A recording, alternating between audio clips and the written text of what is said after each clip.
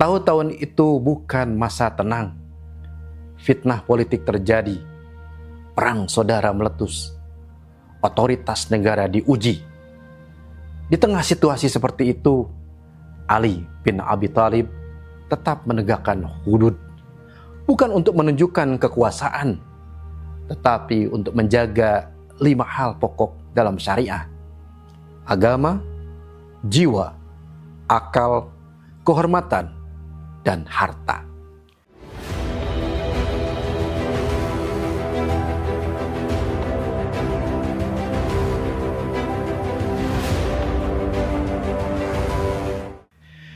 Narasi ini bukan tentang keras atau lembut.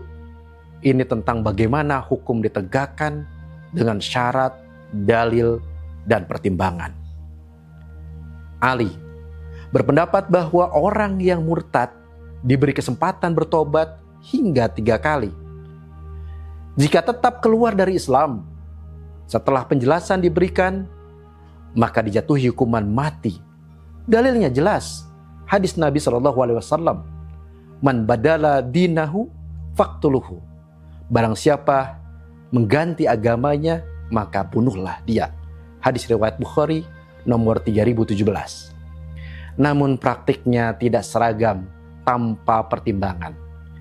Ini berbeda antara orang yang terang-terangan murtad dan zindik, yaitu orang yang menampakkan Islam dan menyembunyikan kekafiran. Dalam riwayat ketika Muhammad bin Abi Bakar menulis kepada Ali tentang 2 orang yang menjadi zindik, Ali menjawab, "Jika mereka bertobat, maka tidak dipenggal. Jika tidak, penggallah lehernya." Ada riwayat lain ketika seorang Arab yang masuk Nasrani diminta bertobat dan menolak, maka ia dihukum mati. Argumentasi Ali bertumpu pada perlindungan agama. Dalam maqasid syariah, ini disebut hifdzuddin, menjaga agama. Ibnu Taimiyah kemudian menjelaskan, orang yang keluar setelah pernah masuk Islam membawa dampak sosial dan ideologis yang berbahaya, sehingga hukum tersebut bersifat protektif terhadap akidah masyarakat. Kasus paling terkenal adalah kisah Sarohah. Ia hamil sementara suaminya lama tidak ada. Ia mengaku berzina. Ali menjilidnya 100 kali, kemudian merajamnya. Beliau berkata, "Aku mencambuknya berdasarkan kitabullah dan merajamnya berdasarkan sunnah Rasulullah SAW." Ini merujuk kepada praktek rajam yang ditegakkan Nabi terhadap pezina muhsan, sebagaimana dalam banyak riwayat. Namun di sini terlihat ijtihad. Sebagian ulama tidak menggabungkan jilid dan rajam. Ali melakukannya berdasarkan pemahamannya terhadap dalil. Dalam riwayat lain, ia mengatur proses rajam agar tertib. Dibuat barisan seperti sholat, saksi pertama melempar, imam mengikuti, lalu masyarakat. Tidak ada kerusuhan, tidak ada amuk massa, semua terstruktur. Ali juga menunda rajam terhadap wanita hamil sampai ia melahirkan. Ini mengikuti prinsip Nabi. Apabila darahnya telah mengering, maka tegakkanlah hukum had atas dirinya. Artinya, hak janin dilindungi, hukum tidak boleh menzolimi pihak yang tidak bersalah. Ada seorang yang datang kepada Umar dan mengaku berzina. 4 saksi siap bersaksi. Umar hampir menjatuhkan rajam. Ali berkata, "Tanyailah dia, mungkin ia terpaksa." Setelah ditanya, wanita itu menjelaskan bahwa ia dipaksa demi menyelamatkan dirinya dari kehausan. Ali membacakan ayat, "Famanitturra ghaira baghin wala 'adin fala itsma 'alaih." Barang siapa dalam keadaan terpaksa, sedangkan ia tidak menginginkannya dan tidak melampaui batas, maka tidak ada dosa baginya. Surat Al-Baqarah 173. Ia juga menyampaikan ayat illa man akroha faqalbuhu mutmainnum bil iman. Orang yang dipaksa padahal hatinya tetap beriman tidak berdosa. Surat An-Nahl 106. Keputusannya tidak ditegakkan hudud. Prinsipnya jelas, hudud gugur karena subhat dan keterpaksaan. Ali mengatakan, barang siapa melakukan zina lalu ditegakkan hudud atasnya, maka itu kafarat baginya. Dalilnya hadis Ubadah bin Samit.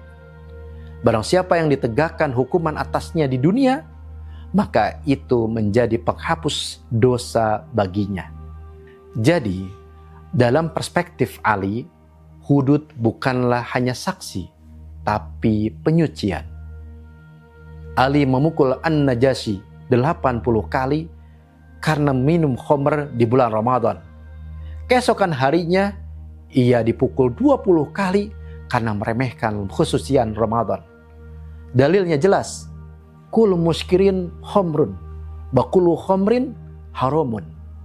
Setiap yang memabukkan adalah khamr dan setiap khamr haram. Dan firman Allah Subhanahu wa taala, innamal khamru wal maisir rijsum min amali syaitan. Al-Maidah 90. Tujuannya menjaga akal.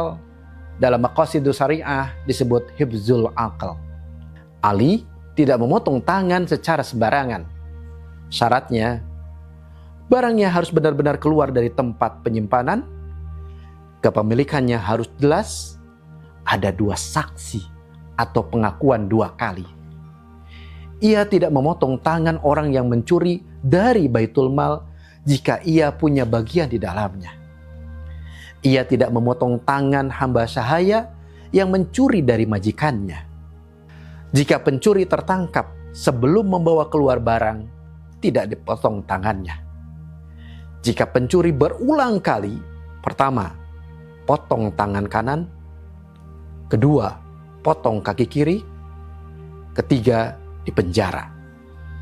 Ia berkata, aku malu kepada Allah jika tidak menyisakan tangan untuknya makan dan beristinja. Dalilnya firman Allah Subhanahu wa taala, wasariqu wasyariqatu faqta'u aydiyahuma.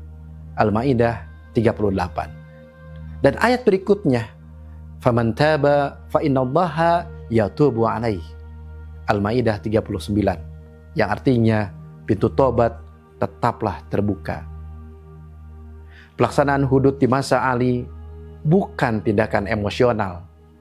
Ia berbasis pada dalil Quran, sunnah Nabi, ijtihad, kaidah subhat, maqasidus syariah. Ia menegakkan hukum tetapi juga menunda ketika ada keraguan.